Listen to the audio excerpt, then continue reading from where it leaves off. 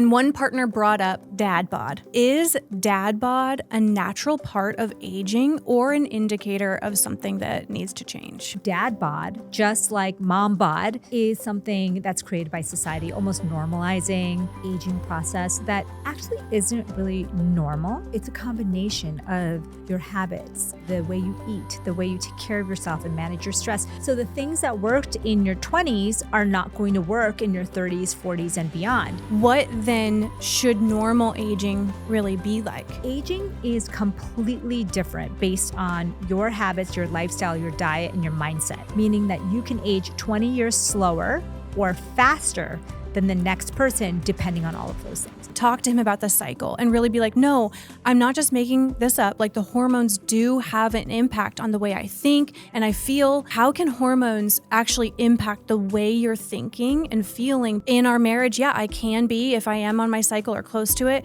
I can almost feel like things are a bigger deal. If you think of them as two sisters, estrogen is a social, energetic sister.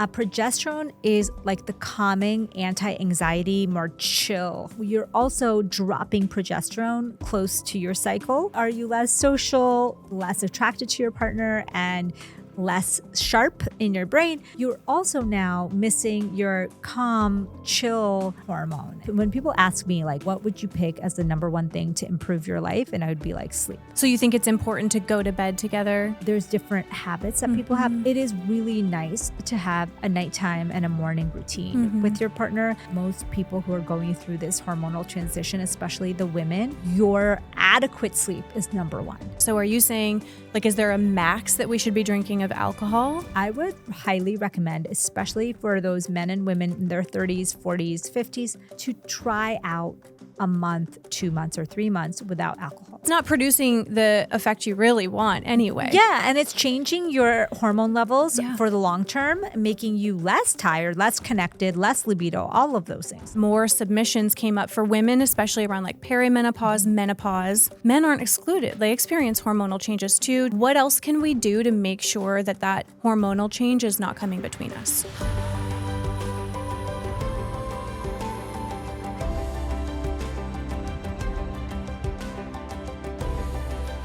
Hello and welcome to the Empowered Couples Podcast. Today, you'll be hanging out with me, Jocelyn Freeman, and our guest, Dr. Amy Shah. We brought her on, a double board certified physician and expert in all things wellness, because when we hosted our intimacy series recently, there were a lot of follow-up questions from you all asking about normal hormonal changes as we age, things that are not normal or that we can change, how to make sure that our aging doesn't negatively impact our intimacy, our connection, create unnecessary conflict. So we wanted to bring in an expert, and she covered everything from changes that men can make, women can make, simple things that if you do them can make a profound difference in you two aging gracefully and staying united and connected throughout those years. Make sure you check out all of her resources linked in the show notes, and let's dive into this interview. Well, thank you so much for coming on the show, Amy, to answer so many of these questions that the audience had. Thank you so much for having me. Of course. Well, let's start with a general question before we get specific. You've been seeing patients for a long time, so you see people in vulnerable and intimate spaces. And how do you see the connection between people's health and their marriage, or the things that happen behind closed doors at home? Oh my gosh, great question, Jocelyn. I feel like it's all one, right? Because so much of our health is what's happening in our lives, the stressors, because cortisol, one of our biggest stress hormones, really will go skyrocket during times of stress. I think people can notice because when you're very stressed, or if you're having a conflict with your partner or your children, you can't sleep as well. You might not be able to eat as healthy because you have different cravings because that cortisol is so high. And so it impacts your health in the long run, especially if that stress is prolonged and it's, you know, something that I see all the time. Yeah, I know that feeling because I struggle to sleep when I have conflict going on with anyone, any family member. Like when stuff is unresolved, I can't sleep.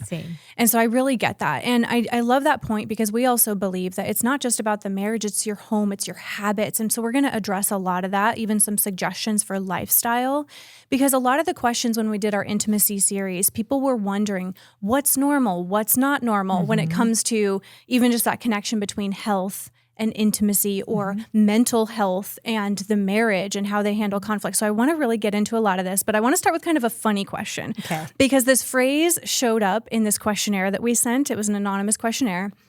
And one partner brought up their partner's dad bod. And they said, I love my partner. I truly think that they're a handsome person, but the dad bod has really reduced the attractiveness that I feel.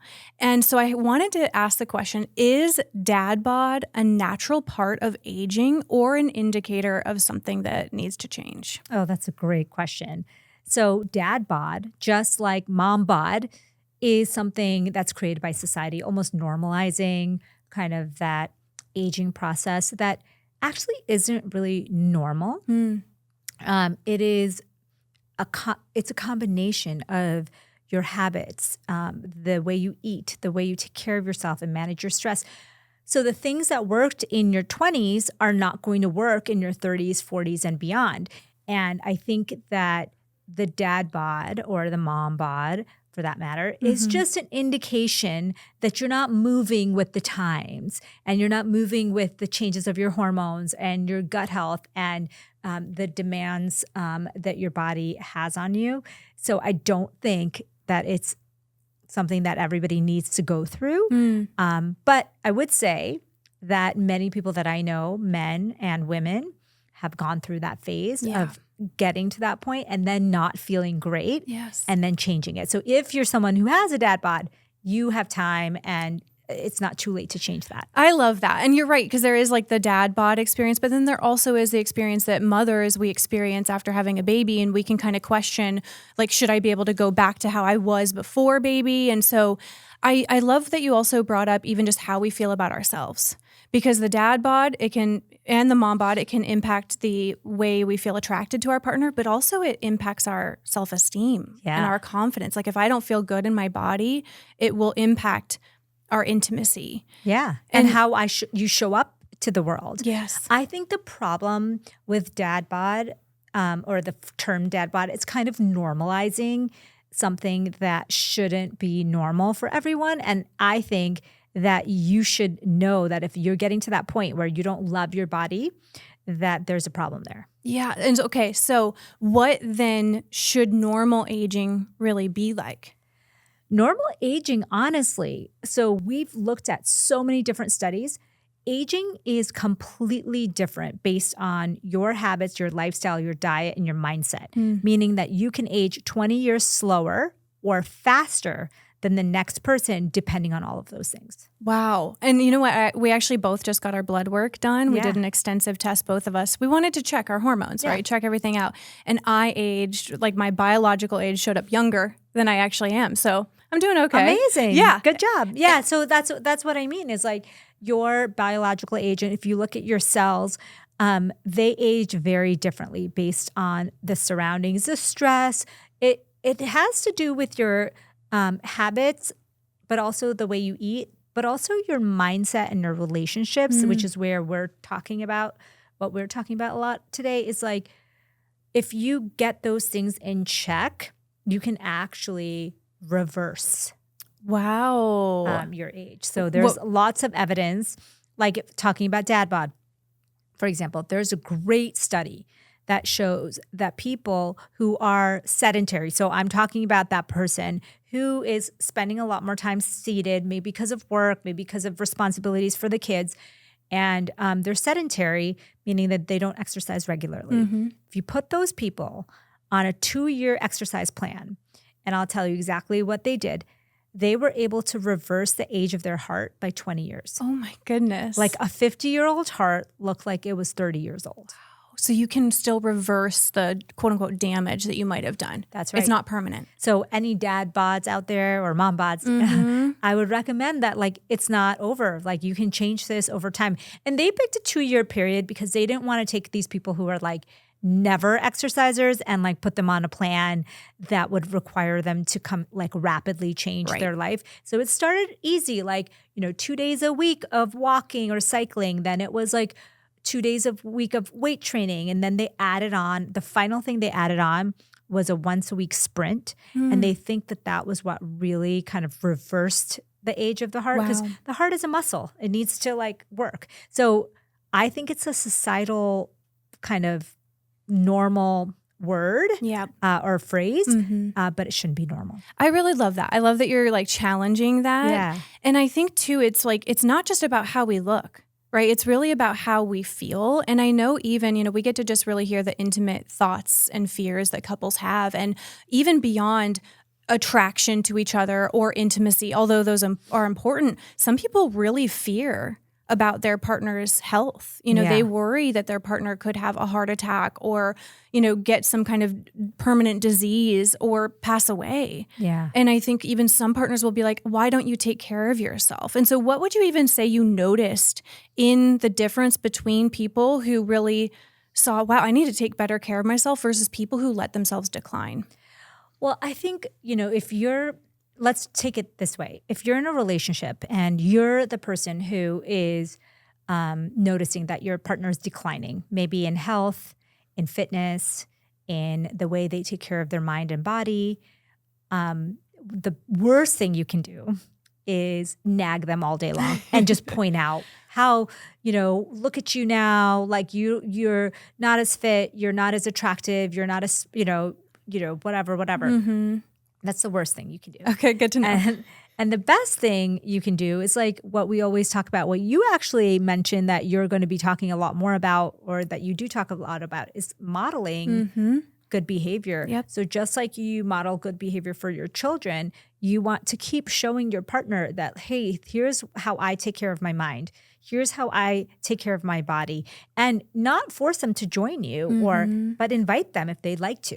I think that's such a good point, because you're right. Nagging at our partner doesn't work, right? Yeah. It only pushes them away. Really, that modeling and lowers their self-esteem. Completely. And we want to be that safe space for our partner. We want to be the encourager, the uplifter, not the person that they feel criticized by. And that's a fine line, right? How do we give feedback and kind of challenge our partner versus feel like we're being critical? And that's such a fine line that everyone is really trying to find. So I want to even talk a little bit about some changes that men versus women can experience, because again, more submissions came up for women, especially around like perimenopause, menopause. Again, kind of the what's normal, what's not. And then also, though, men aren't excluded. They experience hormonal changes too, testosterone. So could you break that down? Maybe we start with women in terms of what is predictable. Like me, we take care of ourselves. We do lifting 3 to 4 times a week. We eat well. Generally, I'd say 90% of the time we're eating well, whole foods. We take care of our mindset, drink lots of water. So we're doing a lot of those maintenance basics. That doesn't mean we're not going to still experience hormonal changes. So what is normal? Like, what should someone nearing their 40s and beyond really be looking for? And I'm glad you said that, because nearing your 40s, so as early as your mid-30s and into your 40s, for women, it's really like clockwork, in the sense that, yes, the exact age really varies, but I can pretty much guarantee you that if you're with a group of friends in your late 30s and early 40s, the conversation is going to be around your hormones, because most women are going to notice a decline in some of their hormones, and therefore they might not know that it's a hormonal decline. It just shows up as various symptoms. So one of the things that people often notice is feeling more tired and less rested, and also having trouble sleeping. So it's like wired but tired, you know, so like you're tired but you can't fall asleep. That's one of the early signs. And then a lot of people also notice changes in their gut health very quickly. So things that they could eat gluten, dairy all they want, now they can't, or sugar, or they're gaining weight now with, you know, the foods that they used to be able to eat. So gut changes, weight changes, energy changes, sleep changes, libido changes. Talk about that a little bit. What are the so- libido changes? So women in that hormonal transition, so what happens is, in perimenopause, which is all the years before menopause, so it starts like in your 30s all the way into your 40s and 50s, it's a roller coaster every month. And so there are some months where you're going to feel great, and usually it's mid-month that you have the most energy and libido, and that biologically that makes sense. That's when you ovulate. But as you're going through perimenopause, there's going to be months where you don't have the same level of hormones. And so it's like squeezing that last bit of the toothpaste. You'll get a squirt that month and you won't get a full squeeze, right? And so your hormones are going to not go up as much, and you're not going to have the same desire or energy or socialness or desire for cuddling. All of those things may be dampened, and your PMS may be terrible, because usually PMS is a time where your hormones naturally drop. And then so in those cases where you don't have a lot to start with that month, you're going to have exaggerated symptoms during that time. Interesting. And so there will be months, especially during that perimenopausal transition, where you're going to feel like crap. You're not going to feel like being around your partner. You're not going to even maybe love your body, feel as good in your own body as you would otherwise. And you're going to feel like you're going crazy, because nobody really understands this. In Western medicine,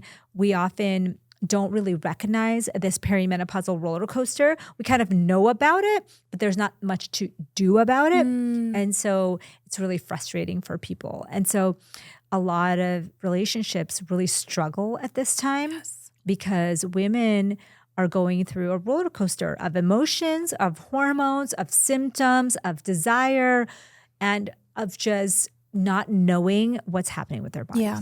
And you brought up an important phrase, right? Like, we can feel like we're going crazy, but it's very important that if you're the other partner, don't ever say, yes, you seem crazy. Yes. That won't go well. No, don't say you're going crazy. Yeah, that's not. And that's actually what a lot of partners will kind of feel. They might feel like, hey, my partner's like really being crazy this month or this week or, today.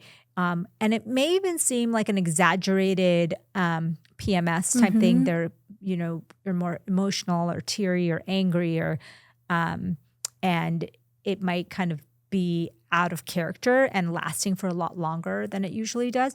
So that is kind of the big challenges of the hormonal transition for women. So this roller coaster kind of keeps happening as the hormones kind of trend downwards.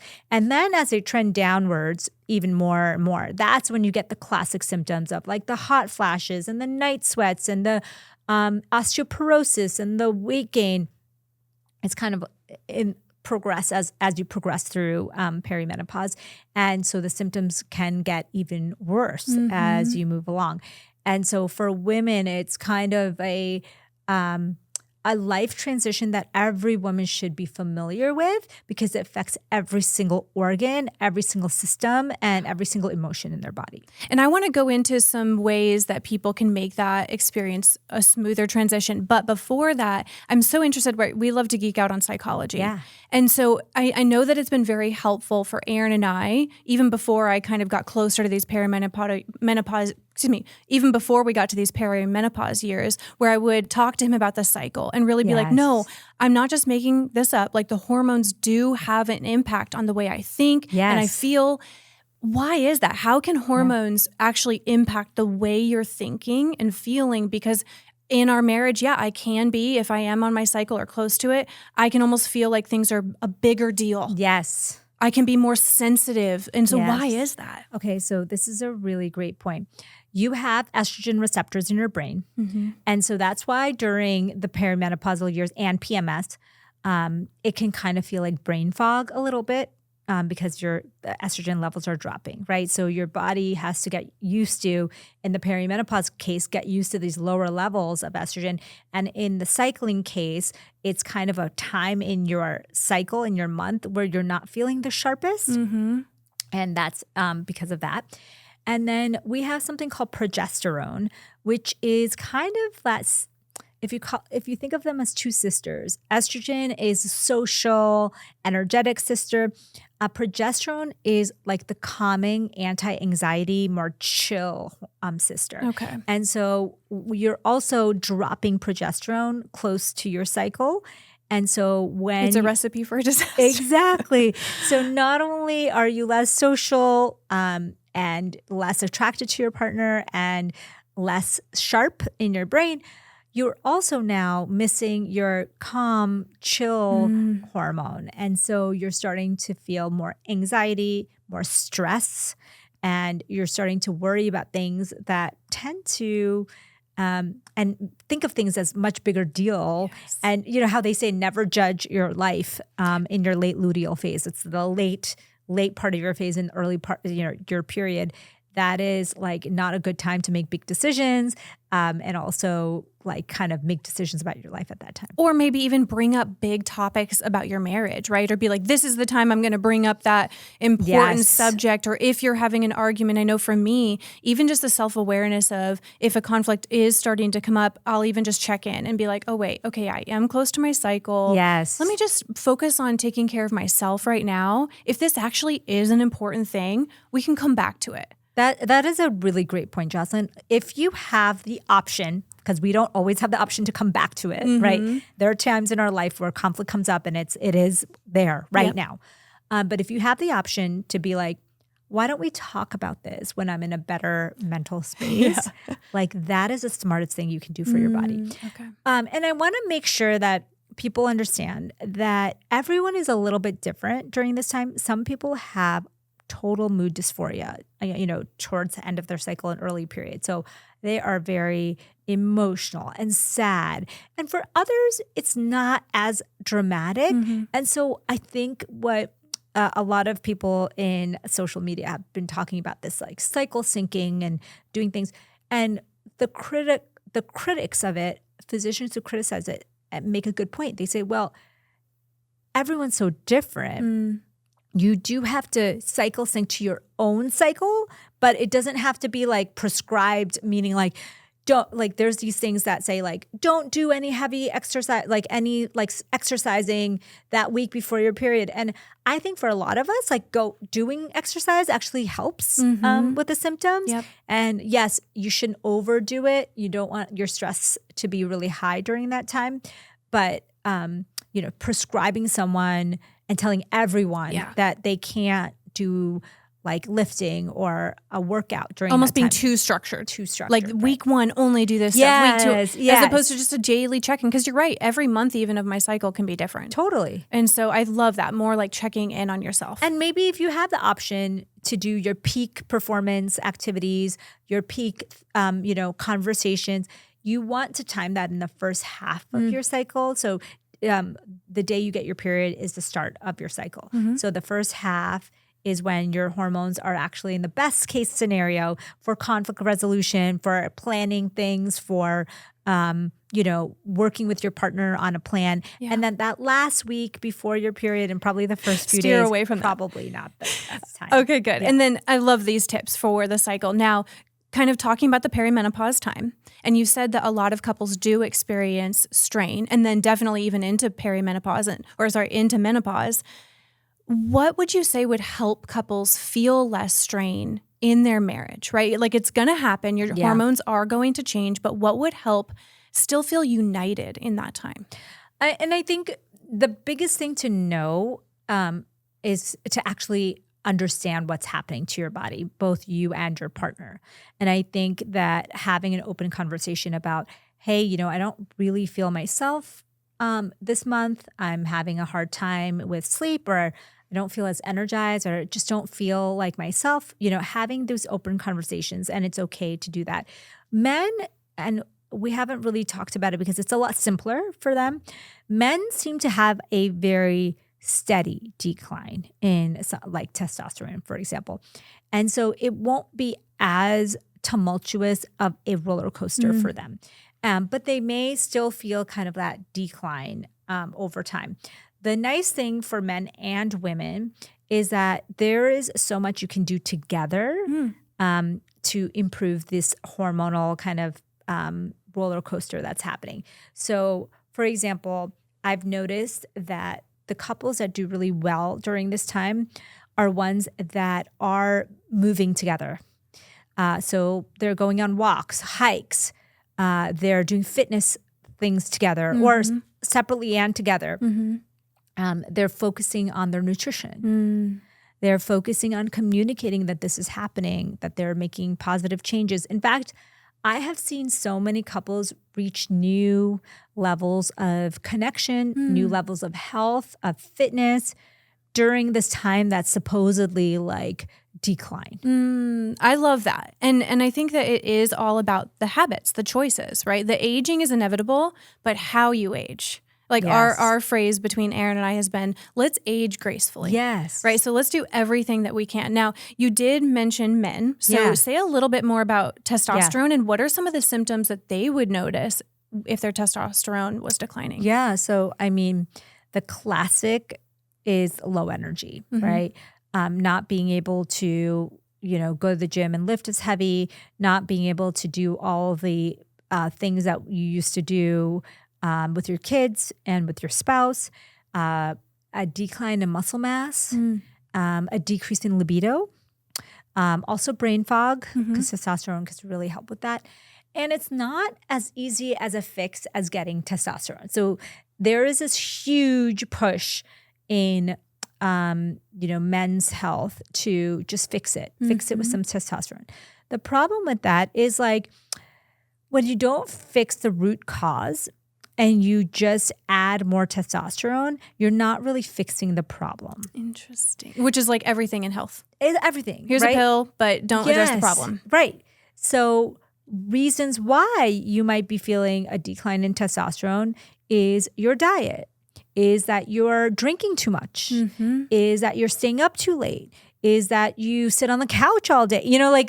Those are the root causes. And when you fix those root causes, your natural testosterone will increase. I love that. Okay, so even just thinking about the men and the women listening, again, we're going to age, but how we operate is going to make a difference. So you mentioned a couple things there. So are you saying, like, is there a max that we should be drinking of alcohol to impact men and women? Yeah. So, okay, the new studies have come out and there's actually no, perfect level of alcohol. The less, the better now is, so if you are someone who wants to play around with that, I would highly recommend, especially for those men and women in their 30s, 40s, 50s, to try out a month, 2 months, or 3 months without alcohol. Okay. Just to see how it feels.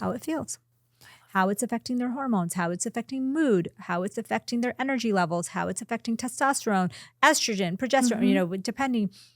And take a break. Then if you decide, hey, I want to enjoy alcohol, at least you'll know what it feels like before. If you're doing it according to the literature, then after taking a break, you might add back 1 to 3 drinks a week for women. Okay. Wow. And 3 to 5 drinks per week for men. Wow. Okay. That's I like the specifics. Yes. And, again, it's really all about the little choices that add up. Yeah. Just what could we do instead of having a drink? We could have some tea together. Aaron and I, we have a lot of friends that drink a glass or wine or two socially. We actually gave up alcohol. We're over 5 years ago now. Wow. And, for multiple reasons. For me, there's a family history of addiction. For him, he just stopped liking the way that he feels.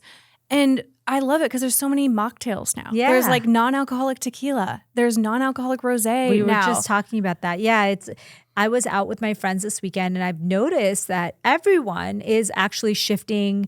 I used to feel like, oh my God, if I don't order a drink, it's going to be so weird, when you're out with your girlfriends or when you're out on a couple's dinner. But I've noticed a real trend. And luckily, I feel like my husband was always a safe space for me because I always told him, I don't need to have a drink with you to have a fun night, a date night. And I think in traditional culture, it's like, oh, you go out with your husband or boyfriend and you have some drinks and that's fun, right? And so I had to be very clear very early, and he was very accepting of that.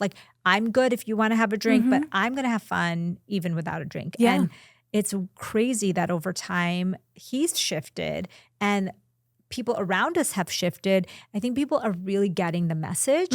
And so just like you, sometimes instead of having a drink, we'll go for a walk or we'll go for a workout or we'll go for a drink that's non-alcoholic. Well, and also if you have a drink and you're getting tired because you already had a busy week, you likely aren't going to have the energy to be intimate. Right. So if intimacy is an area you're wanting to work on too, it's like, now I'm exhausted. So it's not producing the effect you really want anyway. Yeah, and it's changing your hormone levels Yeah. for the long term, making you less tired, less connected, less libido, all of those things. Wow. Okay, so we talked about drinking a little bit. You talked about being sedentary. And Yes. I make this joke from time to time, whether on content or talking to clients about how could you expect if you're just like laying on the couch all day to suddenly be like, I'm turned on? Yeah. You know, or if you work at a desk all day and Yeah. then you're on the couch watching TV, like it's going to have an effect on your libido, your hormones. Totally. Is that scientific? Oh, 100%. Okay. I mean, we are literally, if you look at the base biology, no different than animals in general. We are meant to be moving. We are meant to be interacting with others. We are not, I mean, biologically speaking, we are not meant to be lying on a couch or sitting at a desk all day. Wow. Okay, so we need to get moving is Yes. what it is. So that's a habit. And then eating well. So would you say that that's like a good place to start for everyone, is looking at how much they drink, what they're eating, and then we talked movement. What, sleep? And sleep. Yes. Okay. Sleep is a big one. And I think it's the one that most people get to last. I think it's really, I think people are starting to get the message about alcohol. Everyone is starting to move a little bit more. I think there's like a trend towards more movement and nutrition. Although not everyone's doing it, there's more knowledge around it. But the sleep one, I mean, when people ask me like, what would you pick as the number one thing to improve your life? And I would be like, sleep. Okay. And here's the thing. You may have different habits than your partner around sleep. And I think that is one area that I would say is difficult, because if you're someone who prioritizes sleep, you're probably going to sleep longer than the person who's not prioritizing sleep. And so that basically changes how your bedtime routine goes, how your intimacy goes, how you're spending your nights and mornings.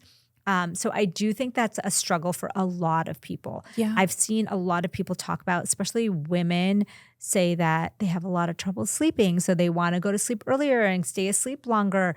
And it definitely affects their relationship. So you think it's important to go to bed together, or at least try to go to bed together, wake up together? Yeah, well, I think the thing is, I don't think it's as easy as saying that, because like you said, there's different habits that people have. That is it is really nice to have a nighttime and a morning routine with your partner. But I think that the reality of the situation is most people who are going through this hormonal transition, especially the women, your adequate sleep is number one. Okay. And then if you can match it with your partner, amazing, but that can come second. Okay. So I love these habits. Going back to, because you said for women, it's more of a roller coaster for, it's a little more complicated for us as opposed to men's steady decline in testosterone. So how can we, in addition to those habits, really be aware as individuals and as a couple during that time? So again, it's not about causing conflict between us. Is it about getting blood work done? Like what else can we do to make sure that that hormonal change is not coming between us? So the problem with blood work, I'll tell you, with hormones, is that yes, you want to get blood work done because you want to check your thyroid and you want to make sure you're not anemic and your vitamin D levels and your B12. However, hormones, because of this roller coaster pattern, you have a huge range of what's considered normal. So you can get your estrogen checked at some point in your cycle and it's 40. Right. But what level of the cycle was that? And it's within the range, but is that normal for you? So I think that can be really difficult. So hormone levels are not as useful. Your own symptoms are more useful, but you do want to get blood work done, both men and women, to make sure you're not missing something big. A vitamin D deficiency. Vitamin D works like a hormone in our body. It has like 300 different jobs and it supports all of our hormones. And so simple thing you can fix is getting your levels up. I love that. And when I got my hormones tested for that reason around the cycle, I had to go in like 3 times. Yes. So it was a little bit of work. Yeah. But it was really encouraging. Yeah. Because it showed me some opportunities for improvement as opposed to it being kind of like a mystery or a blind spot. And then, again, as I continue to get those checked, I'll be like, okay, there will be a time where they're declining. And so what changes do we need to make? And I think that it's about that conversation, the awareness, not just kind of putting it in the back of our minds and just letting it run its course. Yeah. What other tips would you say? Because I think the cool thing about your practice over the years is you get to see, again, people in those intimate spaces. What other observations do you have about seeing men, seeing women, and their health choices, their marriage, and vice versa? Okay, one thing I would say that we didn't cover yet is that I think women and men can consider hormone replacement therapy at some point in their at kind of towards the end of that menopausal transition for women. Okay. And for men, not necessarily everyone, but depending on their levels, right? So for women, I think the pendulum has swung the other way. So in the beginning, we were giving hormone therapy to everyone. Like 80% of women were getting hormone therapy during that menopausal transition. And then this huge study came out and said that there was a link between estrogen therapy and breast cancer. Okay. And so when I was in medical school, that is in training, that's when that study really came out. And so basically everyone stopped giving hormones completely. And now they're realizing that that study was not well done. That study was done on women who started hormone therapy very late, more in like later in like 10 years out from menopause. Okay. And the risk of breast cancer really wasn't that great. And so now there is actually a lot of good data that women, especially if they're getting something like hot flashes and night sweats and they're having bone density loss, like hormone replacement therapy can actually save your marriage. Ooh, okay. So see a doctor. Yes. Talk about those options. Yes. And someone who really does understand, like specializes in that Yes. is really important, right? Yeah, you want someone who understands women's hormones and does hormone replacement therapy all the time so they can talk to you about the benefits and the risks. And honestly, I would say that especially when you're having severe symptoms, like the things that we were talking about, like, people have said that they get divorces around that time. Yeah, the gray divorce. They'll have, people will be diagnosed with depression and anxiety at rates that like never before in their life.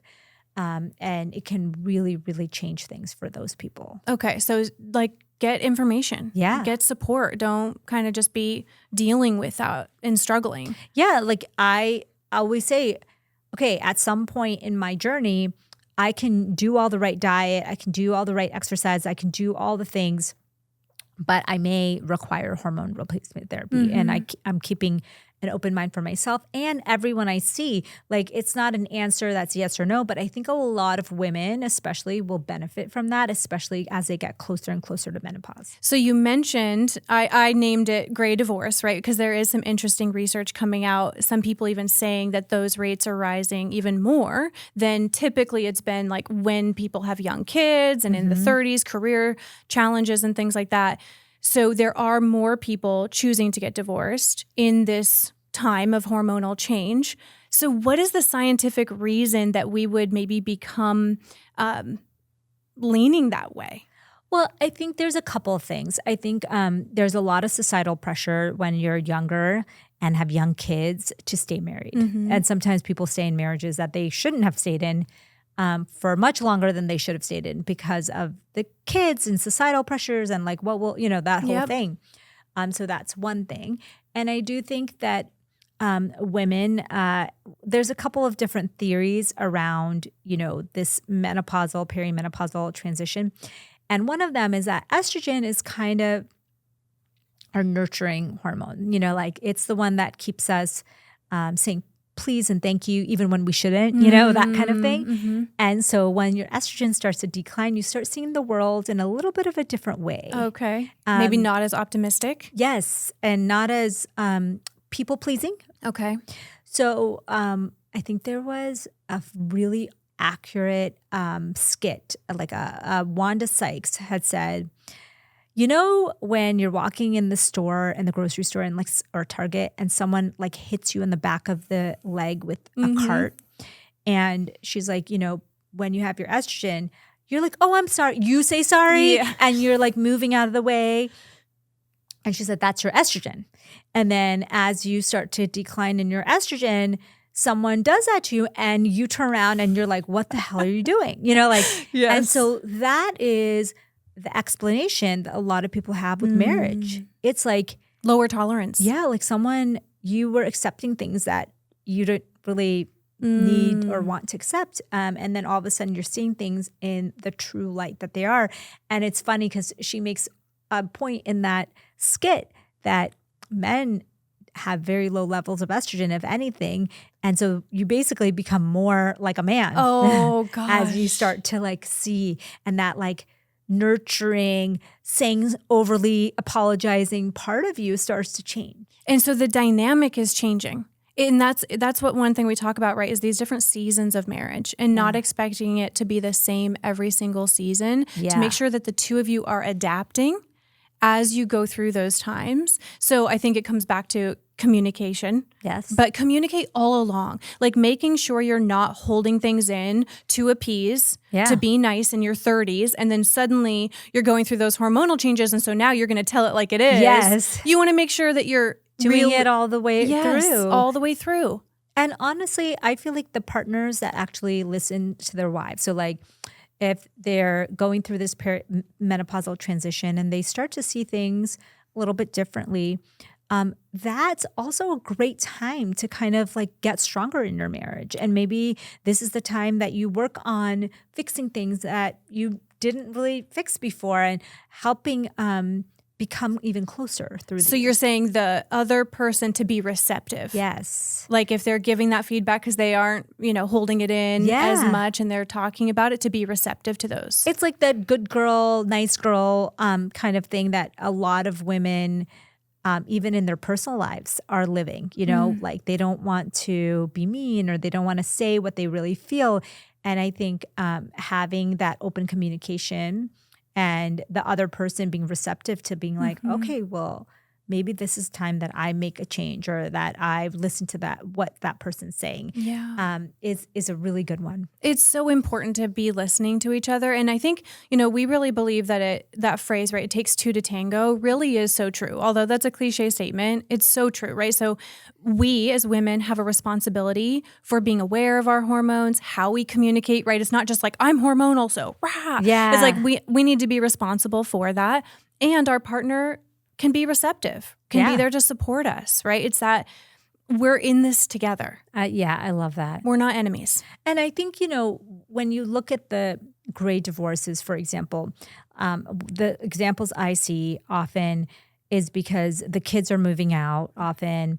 There's a lot of life changes, maybe career changes, and then there's these hormonal changes. And you have to kind of weather that storm. Yeah. And if you're able to weather that storm, you get through stronger. But a lot of people aren't able to weather that storm. And one thing I want to connect in what you just said to something earlier is that time, like it's a time where maybe we need to together change our habits. Yes. I just think like what you just said really clicked for me in terms of that's a time where, all right, we're noticing changes within each of us individually, but our marriage, right? There's some honest conversations to continue to have, but also let's just change our habits for the better. Yeah. Right? If there are patterns that can't continue, then hey, maybe we need to change the way we're eating. Maybe we need to make career changes because we've been so stressed for 15 years and it's time to lower that stress level. And maybe we drink less and we get better sleep and we spend more time together. Like we need to make changes. We need to adapt with every season. I love that. And the other thing I always think of, and this comes up over and over in our marriage, and I think everybody I talk to is like, you are responsible for your own happiness. So really knowing at any phase of your life during this transition, what is it that it's going to take to make you happy? And that it has to come from inside. It has to be like, what are the habits? What are the things that I can do to make myself happy and not necessarily depend on the other person. Two happy people make a great couple. I love that. I agree. Okay, I feel like we could go another hour, but I want to honor your time. So where can people find you? Because I know people are going to want to learn more from you. They're going to want to look at your resources. So where can people find you? So on Instagram, I'm at Dr. Amy Shah, and that's on TikTok as well, TikTok and Instagram. On my website is amymdwellness.com. And that's where those are the kind of places I hang out the most. Amazing. Well, thank you for being here and just answering these questions. Again, you have a wealth of knowledge. There's so much more to go into. So thank you for taking the time to be here. I appreciate you. Thanks for having me. Yeah.